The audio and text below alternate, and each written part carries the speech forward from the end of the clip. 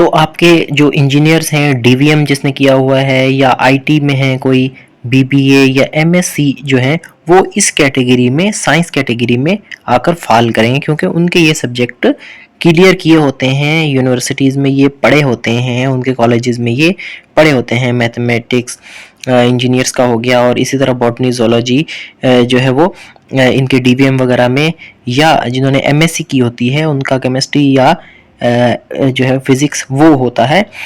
BSc में भी ये पढ़ते हैं जिनकी 4 साल की बीएससी है। तो आपके ये सारे लोग जो कंफ्यूज हैं वो इस कैटेगरी में फाल करेंगे और वो अप्लाई कर सकते हैं। बिस्मिल्लाहिर्रहमानिर्रहीम। Welcome to public service commission.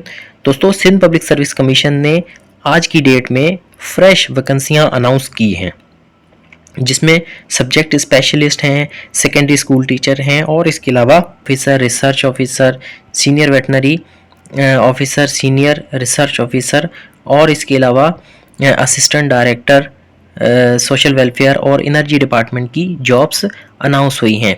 तो बहुत से लोग जो ज़्यादा परेशान हैं, क्योंकि बहुत सबसे ज़्यादा वैकेंसियाँ सेकेंडरी स्कूल टीचर, जिसको एसएसटी का नाम दिया गया है। तो ये वाजे कर दें कि इससे पहले इसका नाम एचएसटी होता था। तो ये वही पोस्ट हैं, ये सब्जेक्ट स्पेशलिस्ट की अलग से पोस्ट आई हैं, तो आप इसको उसके साथ कंफ्यूज ना करें। सबसे पहली बात तो ये।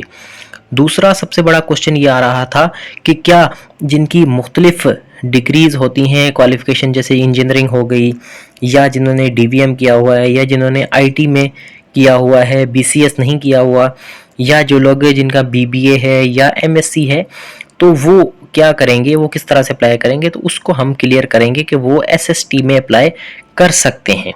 अब किस तरह से कर सकते हैं, इसकी एक्सप्लेनेशन मैं आपको दूंगा, जो भी पॉलिसी है या जो एडवर्टाइजमेंट है उससे निकाल कर। तो वीडियो को मुकम्मल देखें, मैं आपको bit by bit, line by line सारी चीज़ें समझा रहा हूँ यहाँ पर। तो ये है जनाब नंबर 2 पर secondary school teacher SST BPS 16, जो कि एचएसटी पहले होता था, उसका न्यू नेम उसको दिया गया है। और ये भी बता दूं कि ये जो लोग अभी जेएसटी अपॉइंट हुए हैं, JEST junior elementary school teacher, इनका जो अब प्रमोशन होगा, ये लोग एसएसटी बनेंगे, ना कि एचएसटी बनेंगे। यानी थोड़ा सा नाम चेंज हुआ है, ग्रेड वही है। तो अब मज़ीद डिटेल में जाते हैं कि एसएसटी के आगे जो साइंस कैटेगरी और जनरल कैटेगरी इन्होंने बनाई हुई है, इसमें क्या क्या चीज़ें हैं, किस तरह से इसको हम डिफ़ाइन किस तरह से करेंगे, और कैसे इनकी सीट्स की डिस्ट्रीब्यूशन है, और इसमें कौन कौन अप्लाई कर सकता है।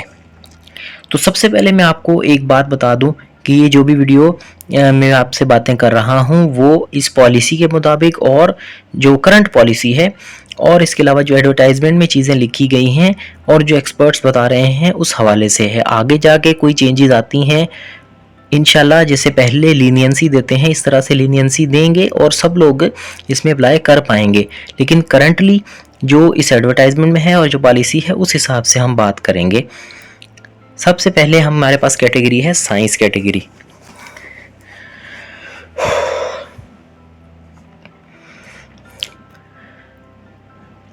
अब साइंस कैटेगरी हो या जनरल कैटेगरी हो, यहाँ पर एक चीज़ मैं आपको क्लियर कर दूँ कि लाजमी नहीं है कि आपकी क्वालिफ़िकेशन 16 ईयर्स हो। मैं ये नहीं कह रहा कि ये 16 ईयर्स नहीं हो सकती, लेकिन लाजमी नहीं है कि इसमें 16 ईयर्स ही हो आपकी, इससे कम या ज़्यादा भी चल जाएगी। यानी 14 ईयर एजुकेशन होनी चाहिए कम से कम आपकी, या इससे ऊपर आपने जो भी किया हो, फिर चाहे एमए किया हो या आपने एमएससी की हो, एमफिल किया हो, जो भी, लेकिन मिनिमम 14 है। कुछ लोग कह रहे हैं कि 16 है, नहीं 16 नहीं, मिनिमम 14 पे आप अप्लाई कर सकते हैं। फिर दूसरी बात कि इसमें जो मार्क्स का कहा गया है कि मिनिमम 50% मार्क्स होने चाहिए, तो इससे नीचे वाले लोग भी, मेरा ये मशवरा है कि अप्लाई करने का जब तक टाइम है आप बिल्कुल देखें, तसल्ली करें और वो लोग अप्लाई कर दें, क्योंकि आगे जाके थोड़ी सी लीनियंसी मिल जाती है। जिस तरह से रिसेंटली टीचिंग की जॉब्स में हुआ, देखें किस तरह से क्राइटेरिया डाउन करते गए जब तक कि सीट्स कंप्लीटली ऑक्यूपाई नहीं होती। तो मेरा मशवरा यही है कि आप लोग, मिनिमम 500 का चालान है, तो एक नॉमिनल सी फीस है, आप इसमें अप्लाई कर दें तो बेहतर होगा आपके लिए। ठीक है। फिर आ गया एज का इशू। एज अभी दी हुई है 21 से 30 साल तक। तो अभी करंटली एज रिलैक्सेशन का जो नोटिफिकेशन था वो एक्सपायर हुआ है, दोबारा कोई नोटिफिकेशन नहीं आया, लेकिन आ जाएगा, उम्मीद यही है। तो एज रिलैक्सेशन वाले भी टेंशन ना लें, 30 ईयर से अगर आपकी ज़्यादा एज है तो आप इसमें फ़िलहाल अप्लाई कर दें, रिलैक्सेशन मिल जाएगी। तो ये 3 पॉइंट मैंने आपको क्लियर कर दिए, और ये सबके लिए हैं, चाहे वो साइंस कैटेगरी हो या जनरल कैटेगरी हो, सबके लिए ये पॉइंट होंगे। यानी क्वालिफिकेशन 14 ईयर या उससे ज़्यादा, मिनिमम मार्क्स 50% या उससे कम, एज 21 से 30 ईयर्स या उससे ज़्यादा हो तो कर दें अप्लाई। ये तीनों पॉइंट सबके लिए हैं। अब इसकी एक्सप्लेनेशन मैं आपको देता हूँ। साइंस कैटेगरी में कौन कौन आता है, जनरल कैटेगरी में कौन कौन आता है, इंजीनियर्स कहाँ अप्लाई करेंगे, उनकी कहाँ गुंजाइश है, वो क्लियर करते हैं। तो अब साइंस कैटेगरी की बात करते हैं और जनरल कैटेगरी की बात करते हैं। ये जो साइड पर मैंने रेड पेन से जो रेड कलर में लिखे हुए हैं, ये इनकी सीट डिस्ट्रीब्यूशन है, ये बाद में आपको समझाता हूँ। तो पहले इसको थोड़ा सा जूम करके आपको क्वालिफिकेशन समझाऊं। तो जनाब BCS या BSc इसमें सबसे पहले लिखा हुआ है किस सब्जेक्ट्स में, रिलेवेंट सब्जेक्ट नीचे दिया हुआ है कि रिलेवेंट सब्जेक्ट में ये होनी चाहिए। तो बहुत से लोग कंफ्यूज हैं कि BCS जो होता है वो 16 ईयर होता है, और पहले BSc जो है वो 2 साल की होती थी, अभी 4 साल की हो गई है। तो फिलहाल आपको इसको 14 ईयर्स एजुकेशन कंसीडर करें। जिसकी 2 साल की BSc है वो भी इसमें अप्लाई करे, और जिसका 4 साल का BCS है वो भी इसमें अप्लाई करे। ठीक है, ये तो क्लियर हो गया। लेकिन इसमें कन्फ्यूजन आ गई कि IT वाले अप्लाई करेंगे या नहीं, इंजीनियर करेंगे या नहीं, DVM वाला इसमें करेगा या नहीं, BBA वाला करेगा या नहीं, MSc वाला इसमें करेगा या नहीं। तो जनाब वो भी इसमें अप्लाई कर सकते हैं, क्योंकि उनके भी यही रिलेवेंट सब्जेक्ट होते हैं। यानी ये सब्जेक्ट उन्होंने भी पढ़े होते हैं कि अगर इंजीनियर है तो उसमें मैथ पढ़ा हुआ है, ग्रेजुएशन के दौरान की बात कर रहा हूँ, ठीक है। तो वो कहीं ना कहीं अप्लाइड फिजिक्स भी पढ़ता है, वो कहीं ना कहीं केमिस्ट्री भी पढ़ता है। सेकेंडली IT वाला जो है वो भी एक इसमें पढ़ता है यही दोनों चीज़ें, और BBA वाला भी ये चीज़ें पढ़ता है। और जो DVM वाले हैं वो क्या, वो अपनी ज़ूलॉजी पढ़ते हैं, इनका तो काम भी यही है, और केमिस्ट्री भी वहाँ पर आ जाती है। BBA वाला बता दिया मैंने। MSc जो करता है वो तो ख़ास करता ही किसी सब्जेक्ट में है।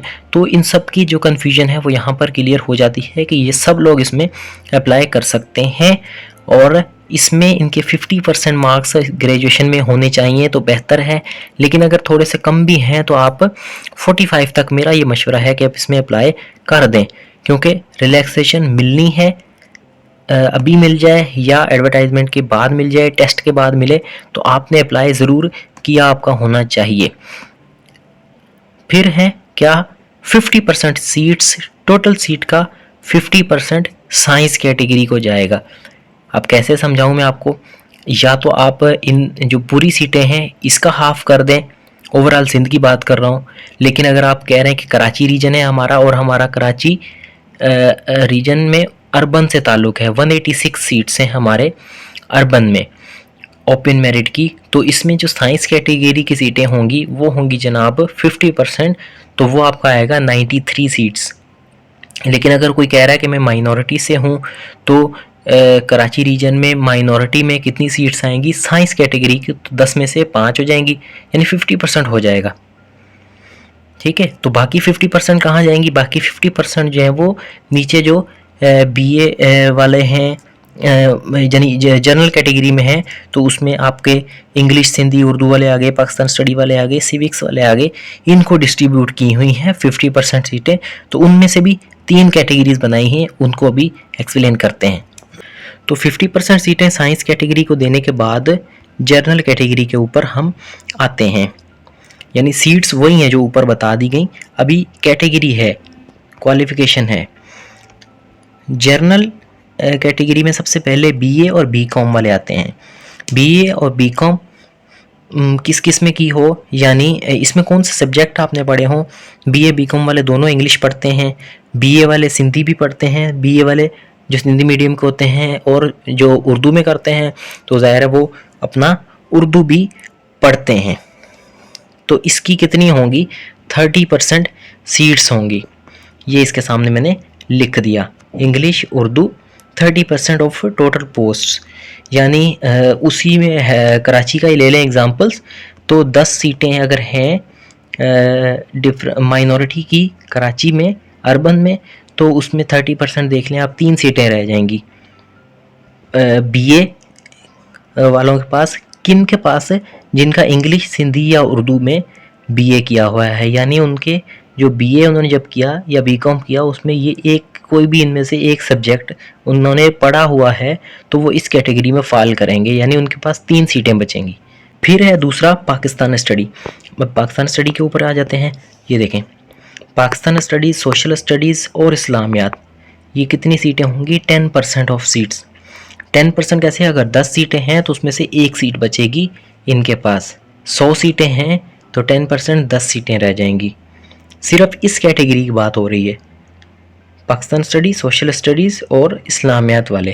फिर तीसरे नंबर पे civic, ethics, agriculture, Islamic history, orientation, physical training instructor, drawing teacher, ये भी 10% सीटें। उसी तरह से 100 सीटें हैं तो 10 सीटें हो जाएंगी, 10 सीटें हैं तो 1 सीट बचेगी, 20 सीटें हैं तो 2 सीटें हो जाएंगी इनकी। इस हिसाब से इनकी डिस्ट्रीब्यूशन होगी। अब इक्वलेंसी सर्टिफिकेट कहाँ से मिलेगा? इक्विवेलेंट डिग्री का कह रहे हैं। अगर के मिसाल के तौर पे आपको ये कन्फ्यूजन है कि आपकी डिग्री 16 ईयर की है या 14 ईयर के इक्विवेलेंट है, मास्टर्स के इक्विवेलेंट है या नहीं है, ये मसला ज़्यादा एसएस वालों को होगा, सब्जेक्ट स्पेशलिस्ट वालों को होगा। तो वो HEC हायर एजुकेशन कमीशन की वेबसाइट पे जाके इक्विवेलेंसी सर्टिफिकेट निकलवा सकते हैं कि आपकी डिग्री जो है वो मास्टर्स के इक्विवेलेंट है या एमफिल के इक्विवेलेंट है या नहीं है। फिर अगर साइमल्टेनियस डिग्रीज किसी के पास है, यानी किसी इंजीनियर ने साइड में BA BSc की हुई है या बीकॉम किया हुआ है, तो जनाब अगर आपने एक साइड पे रेगुलर डिग्री है यानी जिसको आपने क्लासेस अटेंड करके डिग्री हासिल की है, दूसरी साइड पे आपने प्राइवेट अगर किया हुआ है, यानी BA जो है वो प्राइवेट होता है, तो वो आपकी एलिजिबल है, लेकिन दोनों रेगुलर डिग्रीज एलिजिबल नहीं हैं। ये भी HEC की वेबसाइट पे पूरी पॉलिसी है। अगर आप इस नंबर पे, जो फ़ोन नंबर आपको डिस्प्ले हो रहा है, इस पे आप मैसेज करेंगे, व्हाट्सएप करेंगे, तो आपको ये पॉलिसी का डॉक्यूमेंट भी मैं सेंड कर दूंगा। वैसे आपकी स्क्रीन पर भी डिस्प्ले हो रहा है। तो उम्मीद करते हैं कि सारे आपके जो कन्फ्यूजन्स थी वो क्लियर हो गई हैं। बाकी जनरल इन्फॉर्मेशन तो आपको है ही कि जो 10 दिसंबर है वो इसकी आखिरी डेट है। इससे पहले पहले अपने अप्लाई करना है। 500 का चालान है। चालान SPSC की वेबसाइट से आप डाउनलोड कर सकते हैं। मज़ीद इन्फॉर्मेशन के लिए आप हमारा व्हाट्सएप ग्रुप, फेसबुक ग्रुप और यूट्यूब चैनल विज़िट कर सकते हैं। इसके अलावा जो भी आपका क्वेरीज़ हैं या कंसर्न्स हैं वो आप इस नंबर पर कांटेक्ट करके, व्हाट्सएप करके हासिल कर सकते हैं। फ़िलवक्त इतना ही। Thank you.